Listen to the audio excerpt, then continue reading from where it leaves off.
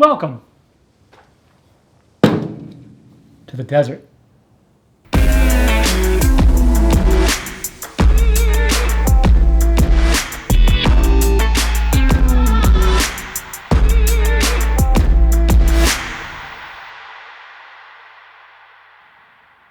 It's a series of videos I captured about a month ago while traveling the American Southwest and living remotely in a van. This week, the focus is a compact telephoto lens, a must-have for traveling camera work. We'll talk photography and video.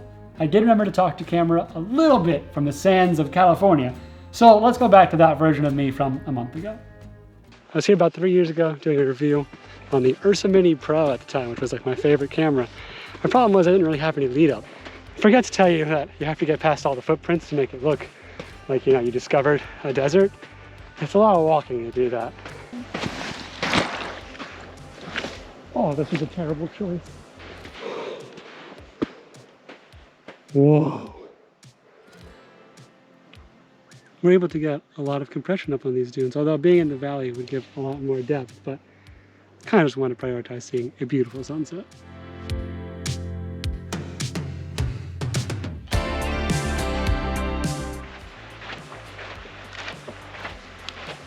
This is cool down here.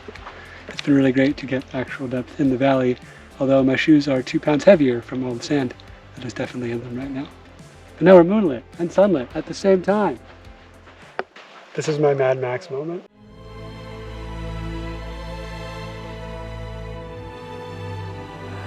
Except, so much harder than you expect on your knees. Sand can be very toughly packed.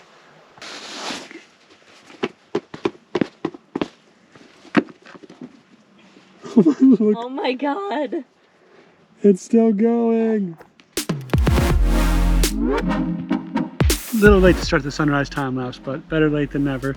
We're on the 55 to 200 again, testing what we tested last night, mostly just taking pictures of strangers and getting really cool compositions with a long telephoto lens in a landscape environment. I tried the wide lens again this morning and I still don't like it. So we're back on the telephoto for the second activity in the dunes.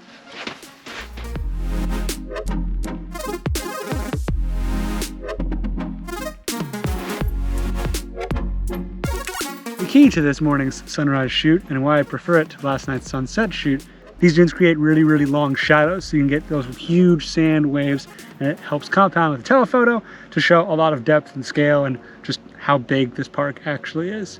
In the sunset scenario, the light was all coming from that way, and it kind of just bled onto all of the dunes. So it's a different experience, and I think sunrise over sunset for all my viewers that are going to go to Death Valley.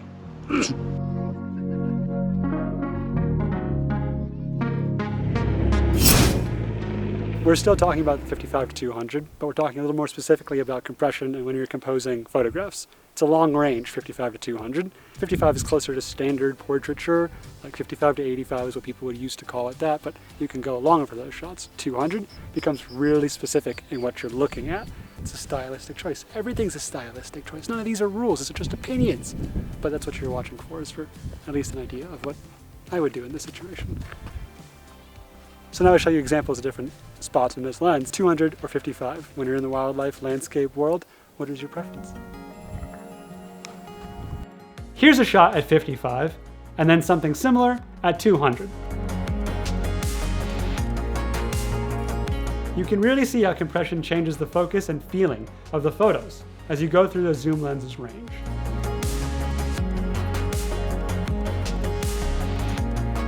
And for a bit more specific of an example, this literal snowball of salt feels different at 55 to 110 to 200. It's all about what the point of the shot is. Do you want to show where, what, or a mix of both? If you dig any of the photography you've seen in this video or on my Instagram, I finally have a print shop set up. Darkroom is the website people are using now. It's super easy and looks really clean. I've set the pricing slider to as low as I'm allowed to put it. I really just would like to see some of my work fill up that empty wall in your home or maybe even in your van. But it would not be a lens review video on this channel if we didn't talk about video more extensively. So let's go back to the desert again. So we're gonna make a spec ad as if the shoes I'm wearing are not already covered in dust and look as if I've been hiking for 2 days, because we have. There's one cool detail about these shoes that we think would look good, in a bit of slow motion in the gorgeous Mesquite Flat Sands dunes. So we figure it's worth a shot.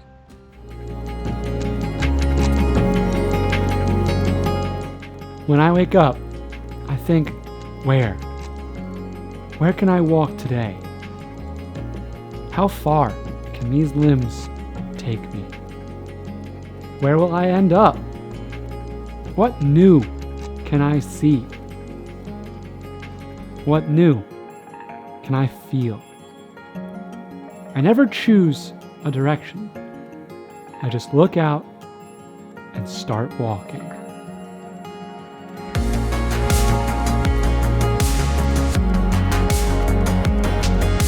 From 55 to 200. A zoom lens, probably not the one you'd first use for a short film, and it's probably one you shouldn't use for a short film. We made this silly little spec ad. Columbia, sponsor this channel and give me free shoes. Maybe I'll be motivated to go hiking more and become a van lifer. It's a great range, but it's too slow. It focuses slowly and it doesn't really feel all that sharp. When I was looking on YouTube, I didn't see any other videos really talking about this for actual video work, not just generic B-roll being like, it can shoot video. So I wanted to show that this is probably not what you want to use in high contrast settings and stuff you want to get either macro, close up. The lens is just too slow and the minimum focus distance does not make it suited for short films, micro shorts like I've been doing. But the location was really, really pretty and we needed to try something, so that's what we went with. This is not a lens I'd ever use to make a short, but it is a lens that's great for photography. Thanks for checking out this video. Until next episode from the desert, I'm off walking.